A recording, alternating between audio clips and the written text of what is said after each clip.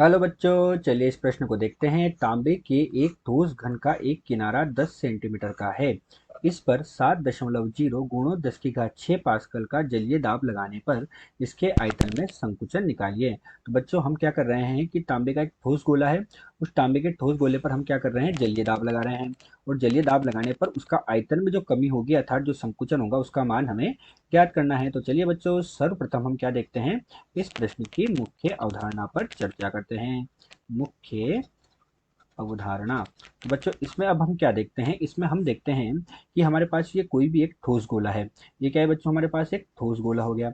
ये हो गया हमारे पास ठोस गोला। जब ठोस गोले को क्या किया जाता है, अधिक दाब वाले किसी द्रव में डुबोया जाता है। इस ठोस गोले को हम क्या कर रहे हैं, अधिक दाब वाले किसी द्रव के अंदर डुबोया जाता है। तो जब उसको द्रव में डुबोया जाता है तो ये ठोस गोला क्या हो जाता है बच्चों, समान रूप से संपीड़ित हो जाता है। क्या हो जाता है बच्चों, समान रूप से संपीड़ित हो जाता है। तो यहाँ पर हम लिख देते हैं कि ये ठोस गोले पर क्या होगा, ये ठोस गोला जो है ये समान रूप से हमारे पास क्या होगा, संपीड़ित हो जाएगा। तो यहाँ पर हमने लिख दिया समान रूप से संपीड़ित हो जाता है। तो हमने क्या किया, एक ठोस गोला लिया, उस ठोस गोले को एक द्रव के अंदर डाला। और द्रव के अंदर, कौन से द्रव के अंदर डाला, जिसका दाब हमारे पास क्या था, अधिक था। तो ये ठोस गोला जो होगा ये समान रूप से संपीड़ित हो जाएगा। अब ठोस गोला जब संपीड़ित हुआ तो हम क्या करते हैं कि द्रव द्वारा जो बल लगाया जाता है, वो द्रव द्वारा लगाया गया बल जो होता है वो पिंड के प्रत्येक पृष्ठ के क्या होता है, लंबवत होता है। तो ये बल क्या है, पिंड का जो जितने भी पृष्ठ हैं उन सभी पृष्ठ के लंबवत यहाँ पर क्या होगा, एक बल लगेगा। तो पिंड के प्रत्येक पृष्ठ के लंबवत यहाँ पर बल एफ कार्य कर रहा है। जब बल एफ इस पर लगेगा तो क्या होगा बच्चों, उस स्थिति में वहां पर जलीय संपीड़न उत्पन्न होगा, अर्थात इसे हम जलीय संपीड़न की स्थिति में कहेंगे। और जलीय संपीड़न में होने के कारण इसकी ज्यामिति में परिवर्तन हुए बिना इसके आयतन में क्या होगा, परिवर्तन होगा, अर्थात इसके आयतन में क्या हो जाएगी, कमी हो जाएगी, आयतन में संकुचन हो जाएगा। तो इस तरह से इसके आयतन में क्या हो जाता है, संकुचन प्राप्त होता है। अब आयतन में संकुचन को ज्ञात करने के लिए हम क्या करते हैं बच्चों, आयतन प्रत्यास्थता गुणांक को काम में लेते हैं। और आयतन प्रत्यास्थता गुणांक जो होता है उसको बीटा से निरूपित किया जाता है। आयतन प्रत्यास्थता गुणांक का मान बच्चों हमारे पास होता है आयतन प्रतिबल बटे आयतन विकृति। तो प्रतिबल तो हो गया बच्चों एफ बटे ए, और विकृति कितनी हो जाएगी हमारे पास, डेल्टा वी और बटे वी। तो ये वी हमारे पास क्या होगा, ऊपर आ जाएगा।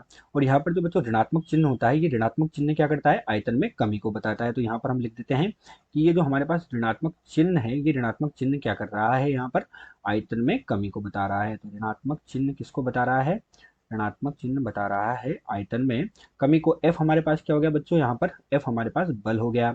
ए हमारे पास यहाँ पर क्या हो गया, क्षेत्रफल हो गया। तो ए हो गया हमारे पास क्षेत्रफल, ए हो गया क्षेत्रफल। वी हमारे पास आयतन है, प्रारंभिक आयतन, और डेल्टा वी हमारे पास आयतन में परिवर्तन है। तो हम बीटा को इस तरह से भी लिख सकते हैं, बीटा हमारे पास कितना हो गया, ऋणात्मक, और यहाँ पर लिख देते हैं पी, है ना। और ये डेल्टा वी और वी पी किसके बराबर होता है बच्चों, एफ बटे ए के बराबर होता है। तो पी हमारे पास कितना हो गया, दाब हो गया। तो कितना हो गया, एफ बटे ए के बराबर हो गया। यही हमारे पास इस प्रश्न की मुख्य अवधारणा है। तो चलिए बच्चों, अब हम मुख्य अवधारणा के आधार पर प्रश्न को हल करते हैं। और प्रश्न में हमें क्या क्या दिया है हम ये देख लेते हैं। तो प्रश्न के हल से पहले हम देख लेते हैं कि ठोस घन है, उस ठोस घन का एक किनारा अर्थात हमें भुजा का मान दिया गया है, कितना, ए बराबर 10 सेंटीमीटर हमें दिया गया है। तो 10 सेंटीमीटर अर्थात कितना हो गया बच्चों, 10 गुणे 10 की घात ऋण 2 मीटर के बराबर होगा। अर्थात किसका मान कितना प्राप्त हुआ, 10 की घात ऋण 1 मीटर के बराबर हमें इसका मान प्राप्त हुआ।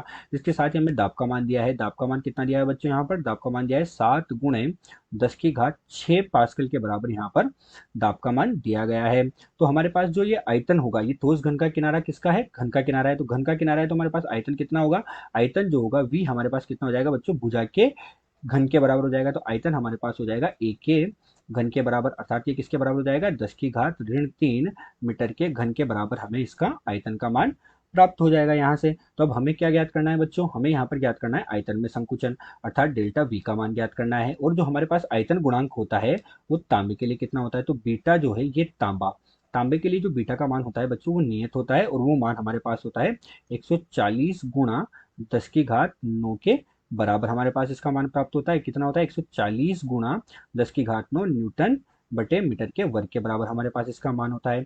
इन सबके मान हम रखेंगे और इन सबका मान रखने पर हमें आयतन में संकुचन अर्थात डेल्टा वी का मान प्राप्त होगा। तो डेल्टा वी बराबर हमारे पास कितना हो जाएगा, ऋणात्मक, पी का मान हमारे पास कितना है, पी का मान हमारे पास है 7 गुणा 10 की घात 6 के बराबर, बटे में हमारे पास कितना हो जाएगा, बटे में हमारे पास बीटा आ जाएगा। बीटा का मान कितना है, 140 गुणा 10 की घात 9 और आयतन का मान हमारे पास कितना है, आयतन का मान है हमारे पास 10 की घात ऋण 3 के बराबर।